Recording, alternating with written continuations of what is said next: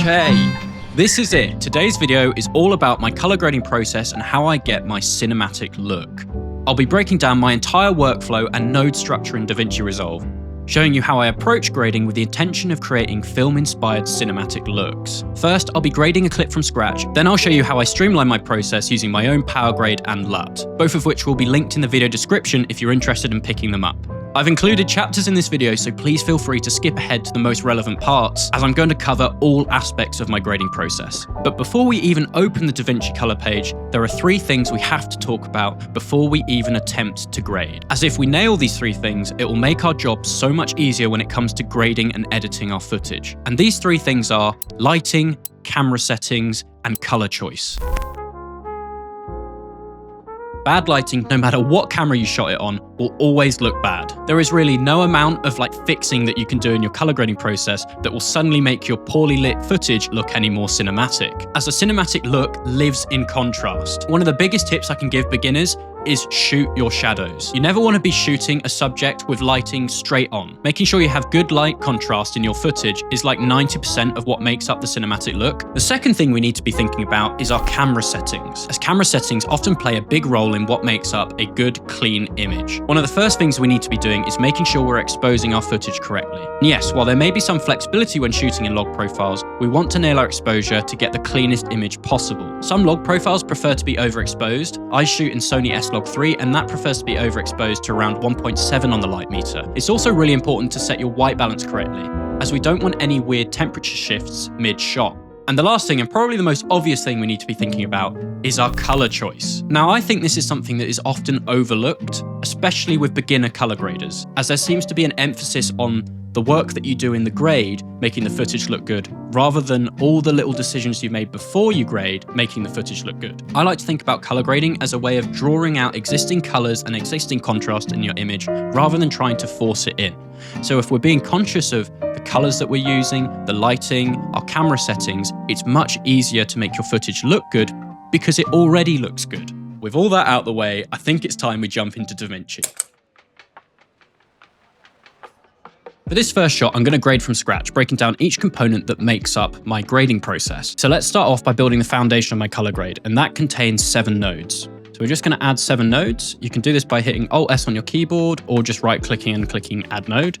Okay, so the 7 nodes that make up the foundation of my color grade are CST in, which is color space transform in, EXP, which is exposure, Con, which is contrast, Curve, which is an additional contrast curve, WB, which is white balance, CST out, which is color space transform out, and LUT. So the first node is the color space transform, and this is where we take our log footage and convert it into the color space that we want to be working in. I shot this in S-Log3 because I shoot on a Sony a6700. So we're going to want to convert S-Log3 to Davinci wide gamut. So we do this by grabbing the color space transform effect onto the CST, and then we apply our camera settings. So Sony S-Gamma Cine and S-Log3. Now we set our output color space and our output gamma, which is Davinci wide gamut and Davinci intermediate.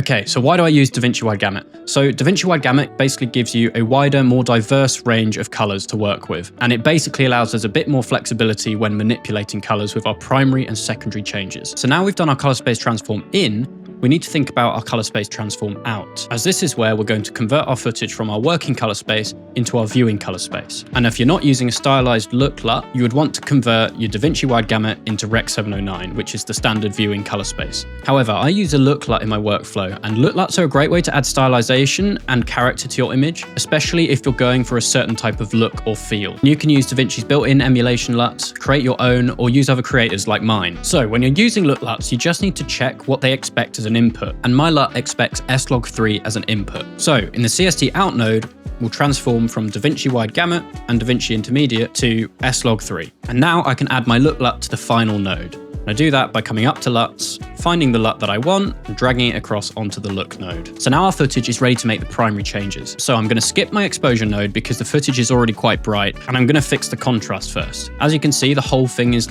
extremely bright, so we need to separate the shadows from the highlights. And we do that by coming into the contrast node, and we bump up the contrast. And I like to put my contrast at around 1.4, but we also need to adjust the pivot, and the pivot is the midpoint for separating the highlights from the shadows. So because the image is quite bright, the midpoint is going to be a bit higher. So I'm going to bump up the pivot to around 0.6. Much better. Now we're going to move on to the second contrast node, and this is this curve node. This is where you start to get that cinematic feel and cinematic look in the image. And I like to draw an S. This allows you to darken the shadows and boost the highlights in a much more refined and subtle way. So I'm going to pull the shadows down here on the bottom, and I'm just going to play around with the highlights slightly. I'm going to pull the midpoint down as well a little bit to somewhere like there. So very small changes, and you can immediately see we've got a much better looking contrast. And here's another tip. I just like to lift up the bottom of the curve, which lifts those really deep blacks and makes them a bit more milky, which is closer to like a film look. Without the custom curve, with the custom curve. Without the custom curve, with the custom curve. You can just see how we've added so much more depth into the image, and also some of the colors have started to pop. You should always make sure your contrast is in a good place before you start playing around with your saturation, because the contrast can affect how intense the colors feel. Okay, so now we've got the image much more balanced. If we wanted to, we could go back and adjust our exposure, but I think the exposure is pretty good here, so I'm not going to touch that.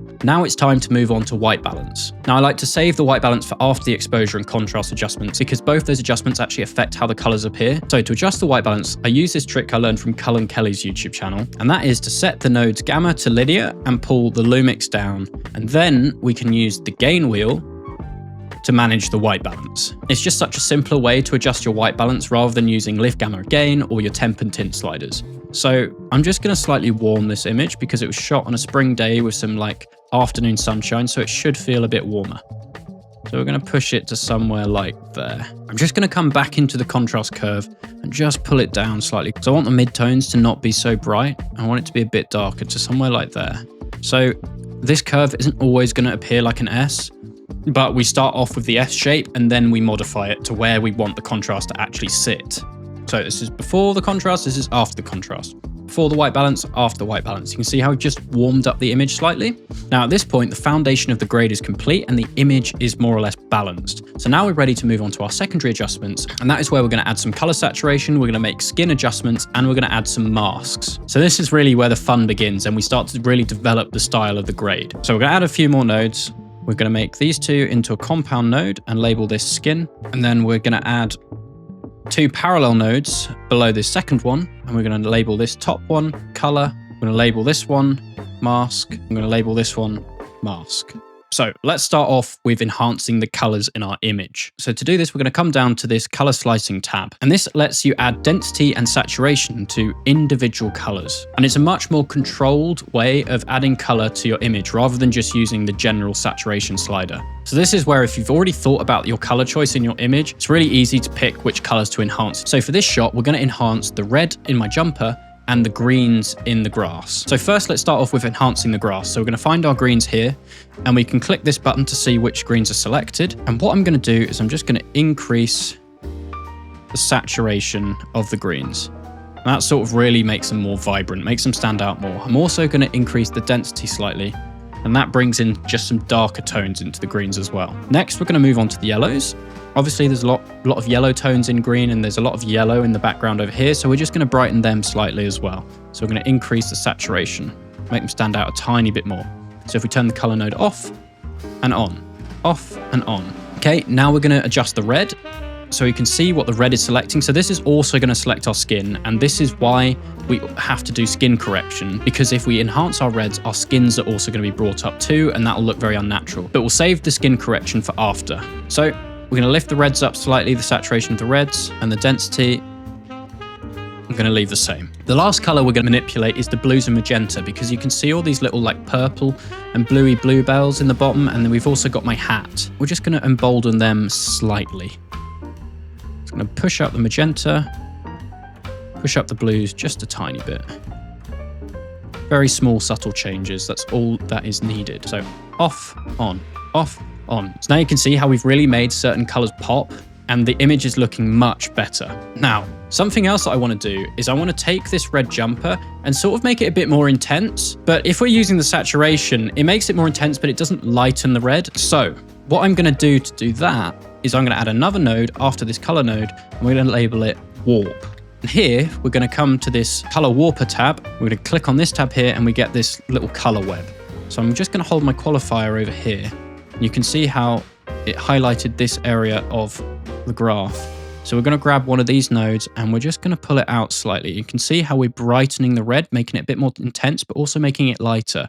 because we're sort of grouping the reds towards the lighter tones. Now, I don't want this to affect the skin because then we're gonna have to do some crazy corrections for the skin. So what I'm actually gonna do is I'm gonna also add a mask, just a magic mask, and I'm gonna click my jumper here, track it. So now you can see the changes that we're making only being made to the jumper.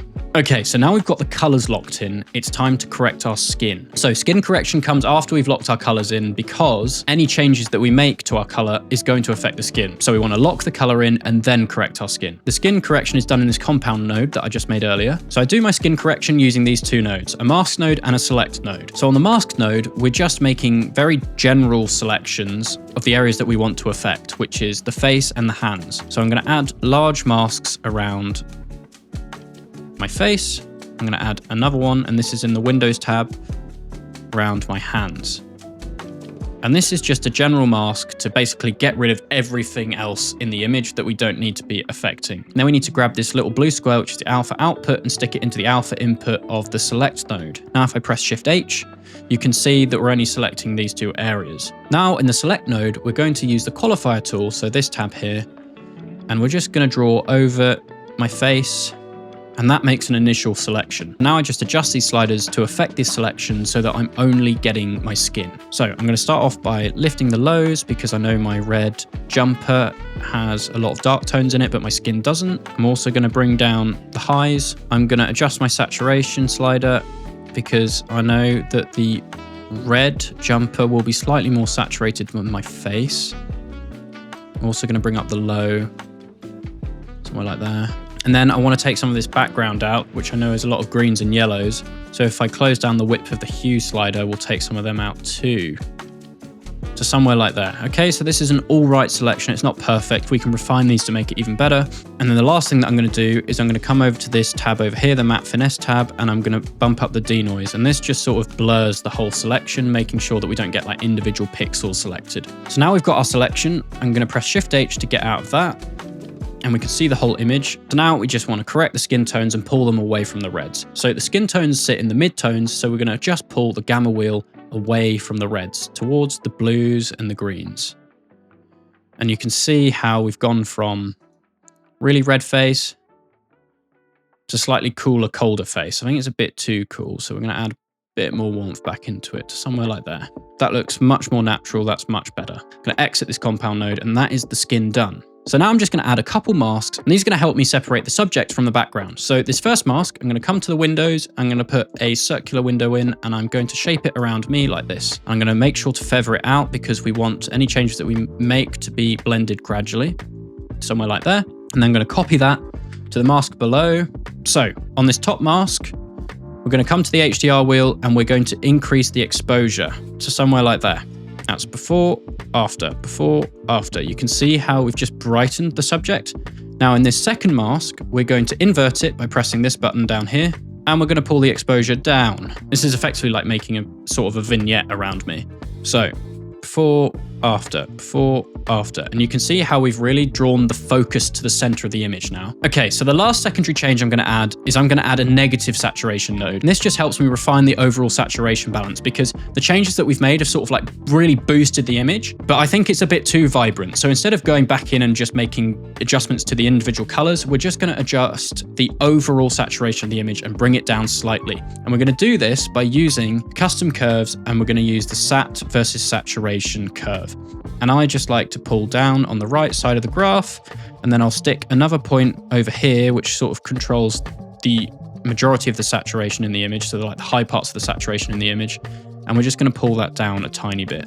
So we've gone from there to there, there to there. So a very subtle change, but it's just sort of helped bring down that overall saturation, making it feel a bit more natural. And I'm going to label this node negative saturation. So last thing I'll do before we move on to the texturing, like the grain and all the other effects, is I'm just going to add a daylight node. And this is where we're just going to change the overall warmth or coolness on the image to really fine tune the sort of vibe or daytime that we're going for.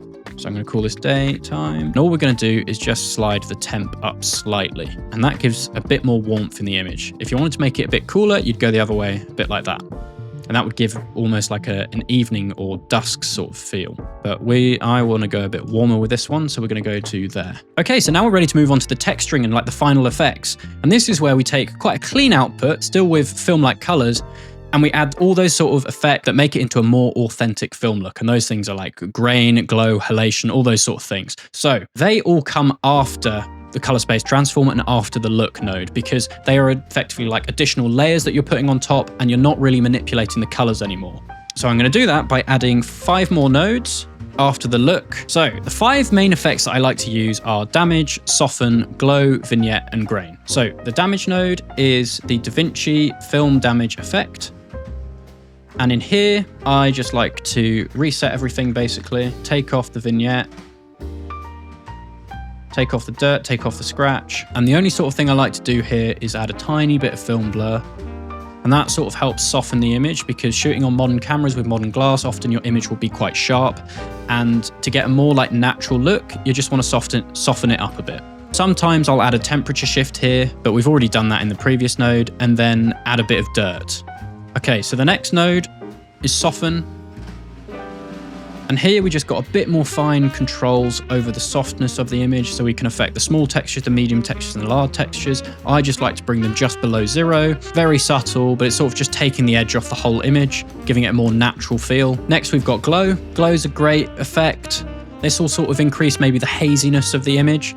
So what I'm going to do is I like to pull the spread all the way down and increase the sign until we can see the areas that we're actually affecting. And then we're just going to increase the spread and then decrease the sign until we get a look that we quite like. And I want it to be a bit sort of hazy, so I'm going to put it there. Okay, now we're going to add a vignette. And we're going to increase it quite a lot, because I really only want it around the outside of the image. We're going to increase the anamorphism to stretch it out this way, and then increase the overall softness. And that's before, after. And then grain. The final bit, the bit that I absolutely love to use. I'm going to add grain, and I like the 16mm archival grain, and I'll increase the opacity. I'll zoom into the image to see the sort of grain that we're adding, increase the opacity, increase the texture slightly, and the grain size, and there we go. And that is pretty much my complete grade built from scratch. Let's compare this to the grade that I made a couple days ago and see how close I managed to get it. So that was the one a couple days ago. That was the one today, so it's so close. In this one, we got a bit more green, so I might have done something slightly different with the white balance. But yeah, looking good.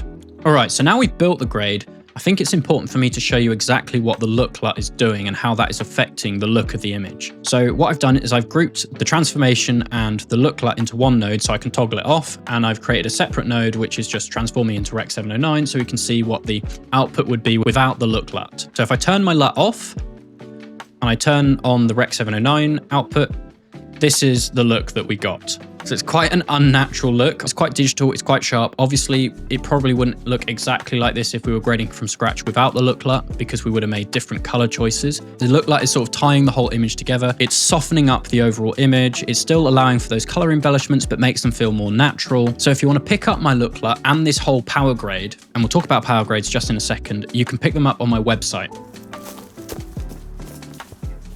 Okay, so now I just want to quickly show you how I actually grade day to day, because it's actually quite inefficient if you're grading multiple clips to grade them from scratch. So how can we speed up the grading process? Well, I have two workflows I use depending on the project, a PowerGrade workflow and a basic LUT workflow. So let's first talk about PowerGrade. So what is a PowerGrade? So a PowerGrade is basically a saved node tree. It's your entire workflow and your entire color grade saved in one preset. And that includes all the nodes, all the effects you've added to the nodes, all the parameters you set in the nodes, and the LUTs that you've added to the nodes. So I'm just going to show you how I use my PowerGrade to speed up my workflow. I'm going to come into the color page, I'm going to come up to gallery, I'm going to click on PowerGrades. So here you can see we've got this image here, and this is basically that color grade that we've just built, all saved into one PowerGrade.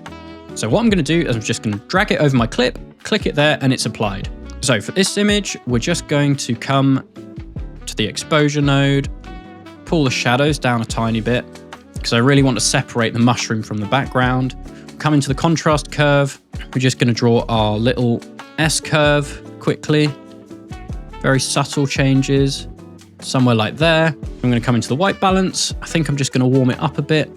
This is already in the linear color space because that's all saved. Don't need to adjust the skin because there's no skin in this image. Now we're going to come to the secondary slices, and we're just going to bump up the reds, make that mushroom stand out a bit more. I'm not going to adjust any masks. I could put a mask around the mushroom. Not going to adjust the negative saturation, so I'm going to turn them off. Just going to warm the image slightly with the daytime slider. And then I'm just going to add a tiny bit of glow to make the mushroom sort of like sparkle a bit. And there we go. This clip is graded. We've still got all these effects added. The clip looks great. That's graded. Okay, so now we're just going to grab the PowerGrade, drop it on this clip, and we're going to go through and make small adjustments like we did before, and we'll have our grade completed. So contrast, let's find the pivot point. I'm going to extend those highlights a bit more by pulling the pivot point down. I'm going to leave my contrast usually at 1.4. I usually like to just leave it there. I'm going to come to the custom curve. We're going to make 3 points. I'm going to pull the shadows down slightly, somewhere like there. White balance is fine. I like how it's looking. Not going to add any masks. There aren't any specific colors that I really want to pop in here. I might add a bit more density to the reds or the skins because that will include the wood. I'm going to just boost that slightly to make the skin and color pop a bit more to there. I'm not going to use negative saturation. I'm going to warm the image slightly with my day-nighttime slider. Somewhere like there. And then the last thing we're going to do is the glow. And there we go. You see how quick that was? And we've got this beautiful looking shot. You can just see how using a PowerGrade really streamlines your workflow. It just means that you don't have to think about adding additional nodes. If you've got a workflow that you already like, you just go bam, bam, bam, primary, secondary changes, and your grade is finished for each clip. Okay, so the last thing I'm going to show you is my LUT only workflow. And this is a much more streamlined and quicker way to color grade. So if you don't grade in Davinci or you're working on a quicker project and want to achieve a similar look without the full node tree, this is how I achieved that using my LUT and only a few primary changes. So we're going to come back to this clip that we graded just a few moments ago, and we're going to come up to LUTs. I'm going to find my Sony film LUT, and we're going to stick the neutral one on. Okay. So already, without any changes, you can see that the image looks great. The LUT has a color space transform built in, so you don't have to worry about transforming your footage. And if you're interested in picking up this LUT, I do have different versions of the LUT, which are suited for different log formats. So don't worry if you don't shoot on Sony. So the 3 primary changes I usually like to make when I'm just using this LUT, and that's exposure, contrast, and white balance. So the image is already in a pretty good place. So in the exposure node, what I usually do for most shots is I pull down the shadows, especially if it's shot in bright conditions. However, this is quite a contrasty look already, so I'm not actually going to touch my shadows too much. I am going to bump the highlights a bit. Okay, that's looking pretty good. Okay, contrast. Don't think I'm going to want to make too many changes. I'm just going to bump it up a tad. With this version of the LUT, there is already like a contrast curve built into it, so that's why we don't have to fiddle with the contrast too much. But I'm going to set it around there. And then white balance, I'm just going to add a bit of warmth. So I'm just going to increase the temp slider, as that is how the majority of people would do it. And there we go. We've got an amazing looking image very quickly with only a few changes. We'll just compare it to the other grade that we made with the PowerGrade, and we'll see what the difference is. So PowerGrade, LUT, PowerGrade, LUT, PowerGrade, LUT, PowerGrade, LUT. There's like these subtle differences. A lot of it is the effects, but it's so close. It's the same sort of colors, the same sort of feel, except from you just have a bit less control over the overall output. But I actually color graded my last 2 YouTube videos using this exact method, and I've been using this method to color grade my short form content for the past like 4 months. And from here, it's a pretty good foundation where I can build on top of, and I can add grain, and I can add glow, and add those sort of more filmy stylization characters. This is the outro. For like the 20% of you that watched to the end, thank you. Let me know if you did watch to the end. And yeah, like I said before, you can pick up this PowerGrade that I've just run through and my LUT on my website. Link will be in the video description. You can use code TWIX for 20% off. Thank you for watching the video, and I hope it was useful. Bye.